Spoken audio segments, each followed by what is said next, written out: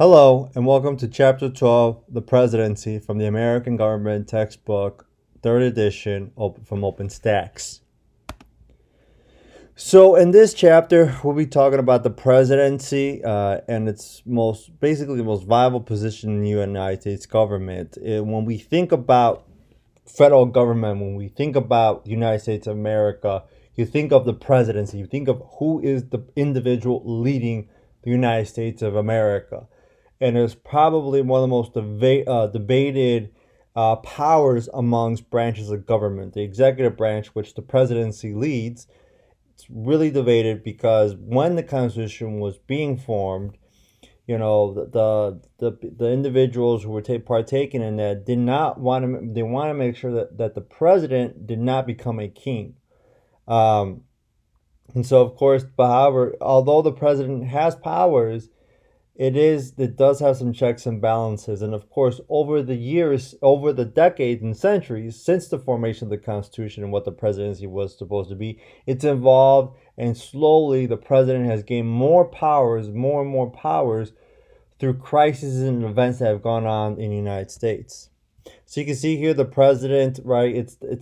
They are the face with the good and the bad of the United States of America. Through crisis, people look up to the president for leadership. You can see here on the left-hand side picture, George W. Bush, after the September 11th attack. People looked up to President Bush for leadership after that attack. You can see here on the right-hand side, current president at the time of this filming, President Joe Biden taking the oath to office. So, design of the executive branch. The president is, of course, the executive elected by Electoral College, as we talked about, who is, for 4 years, who is eligible for election to one term. So, the president can serve 2 terms max, up to 10 years, although each term is 4 years. And so to win the presidency, again, we said that the candidate must have 270 electoral votes, and whoever gets there first then wins. Of course, you must be at least 35 years old. Now, you may think 35 years old is really young in today's age. Yes, in the 21st century, yes, that's pretty young. However, back in the days in the late 1700s, 35-year-old was pretty old because of the time and that place and era. Once you hit your 30s, you're considered old because there wasn't a huge life expectancy. You must be a natural born U.S. citizen, and to put that in quotations because at the beginning, think about President George Washington wasn't a natural born citizen of the United States. So that was, of course, so anybody running for the president or being president must be a natural born citizen. So they must be born in the United States. And of course, they have to have lived here for the last 14 years in the United States. The process of impeachment, the act of charging government officials with wrongdoing, prevents presidential tyranny. So, of course, one way to have a checks and balances system where the president doesn't become rogue and then aligns with another foreign power that's trying to destroy the country, they have an impeachment process where they can forcibly kick out the president from office. So you can see here, the president, George Washington, was on the right-hand side in that previous picture. Expanded presidential power. The presidents have expanded powers in regards to war power, executive privilege, unilateral powers, including executive orders. So those are the powers that have greatly increased. And you can see here the map shows the distribution of state delegate votes in the 2024 national election. You can see here, whoever gets the 270 wins the president, wins the Electoral College. Of course, during visits from heads of state, the president becomes a symbol that represents the United States both as a head of state and the head of the military. So whenever a foreign dignitary comes from another country, the president receives that individual because they are the representation of the United States government. There are limitations on presidential power, right? So under the Constitution, there are a series of checks and balances. As we said, the Congress, makes the laws. They have oversight of the executive branch, and of course, and its agencies involved with it. And of course, they do have impeachment powers. Of course, the judiciary branch has judicial review, and to declare presidential acts unconstitutional. So even when laws are signed by the president, or the president may have an executive order, um, the judiciary can get involved and rule that unconstitutional to have a form of checks and balances. So the modern presidential selection process, over the there has been some change over the decades of how the president is chosen. So candidate must if the candidate is meets the qualification, they're 35 years old, they're natural born citizen, they've been living in the United States for at least 14 years or more. Then of course the individual announces their candidacy to run for the presidency in the upcoming election. Primary and caucus debates take place, so they debate. States and party holders hold primaries and caucuses. The parties hold nominating conventions to choose who they're going to nominate. And of course, once that nomination, if the person is nominated, they involved in presidential debates. Election day is held. Electors cast their votes for Electoral College 270. Whoever wins that becomes the presidency. And of course, inauguration takes place. So in order to become president, and now at today's age, it's about a 2-year process. So it's a grueling 2-year process to become president during the presidential election cycle, if of course that individual reaches to the end and becomes the president. Pros and cons of the Electoral College. So we've talked about the Electoral College. It protects the interests of minorities. It gives more powers to the states, and of course allows for a two-party system. However, there are downsides to the Electoral College. The Electoral College really puts off people because, we in the United States, when we vote for an individual, we expect it to direct the election as a result of the people. However, when it comes to the presidency, you have that added step of having the Electoral College. And individuals may say, well, why does my vote matter if the Electoral College is going to select somebody that I'm not in favor of, thus, therefore, that wins? So it can dissuade a lot of people to even vote in the presidential elections with the Electoral College. And of course, swing states and small states are given more powers. If you look at the electoral map, these little states, and the swing states can actually have way much more power than a state like Texas or California that have, like for example, California, has a considerable double-digit number of electoral college votes compared to Wyoming and Montana. But once you start adding like Wyoming, Montana, Missouri, Alabama, Mississippi, you start adding all these little states in terms of electoral college numbers, it can make a significant difference. So let me ask you this and review this and take a minute and pause the video to ask yourself, what problems exist with the Electoral College? So you can see here we talked about convention. So this was the 1964 Republican National Convention. And actually, Mitt Romney, his father, was running... he was actually the governor of Michigan, so you can see there was a sign here for Senator Mitt Romney's father.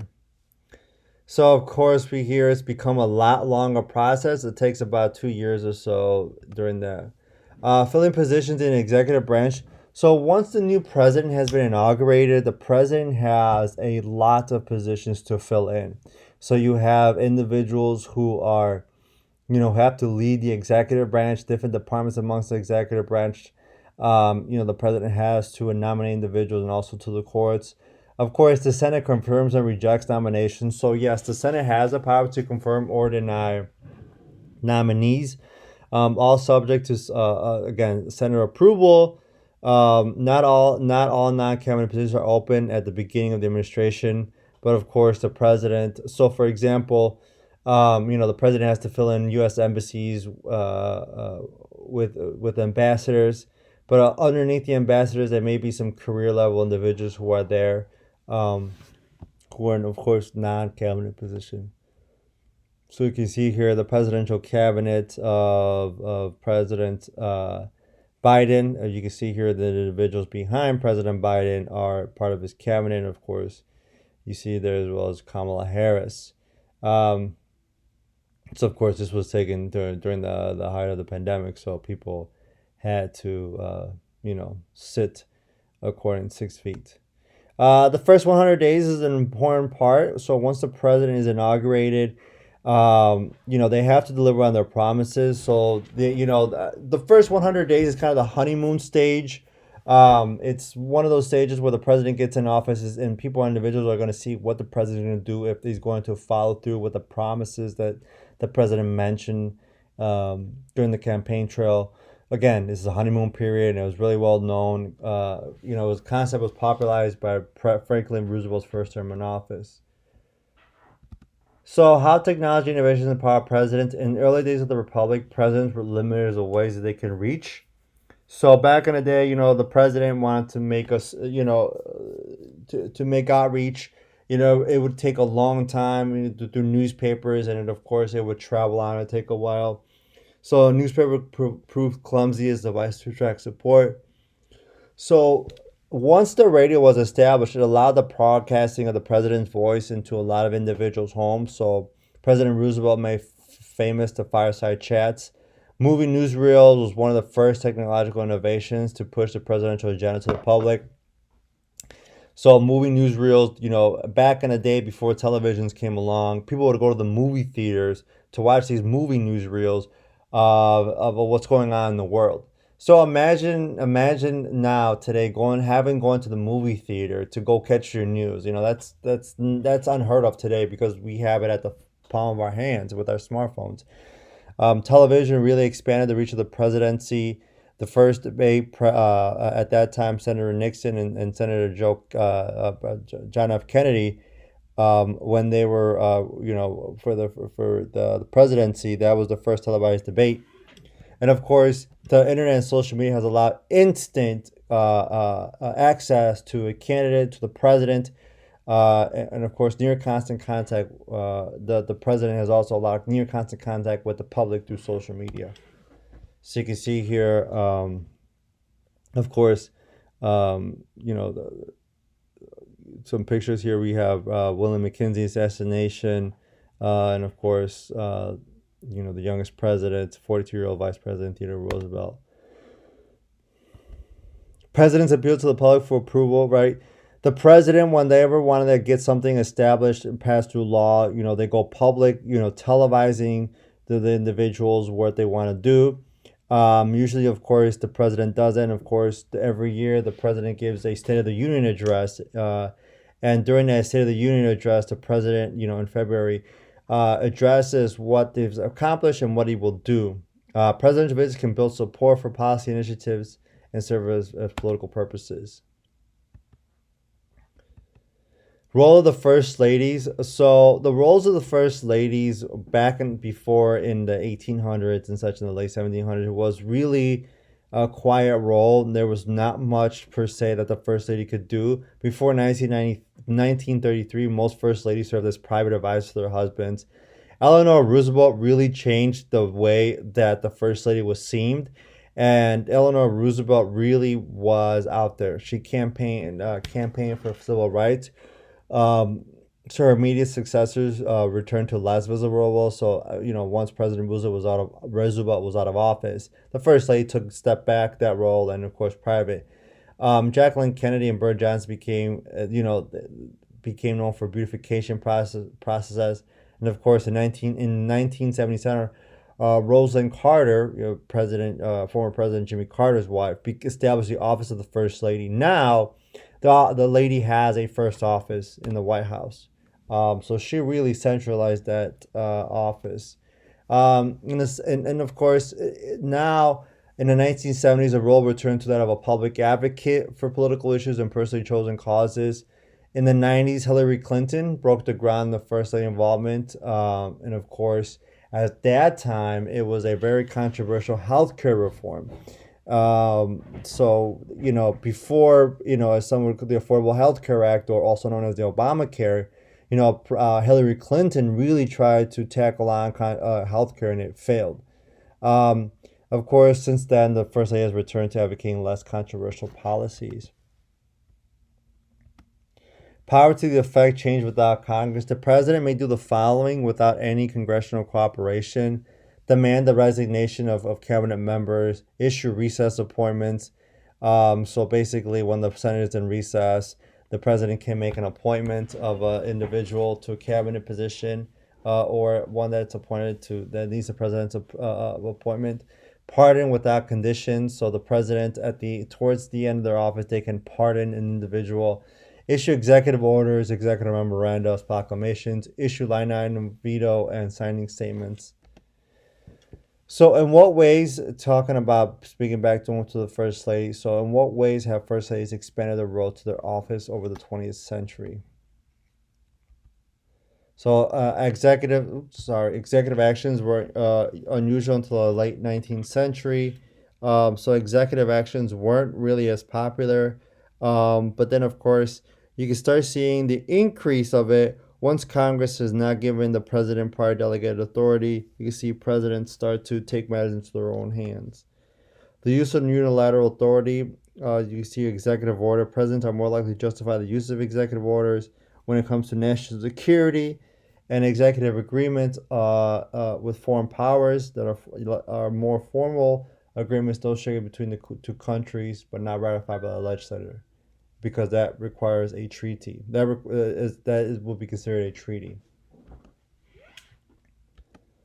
Presidential persuasion to gain support. So again, the president has to really persuade individuals, cutting deals to make compromising, having staff handle media coverage, and going public to attempt to pressure other groups to cooperate. So again, the president is in constant contact with the public in order to persuade or to push forth an agenda.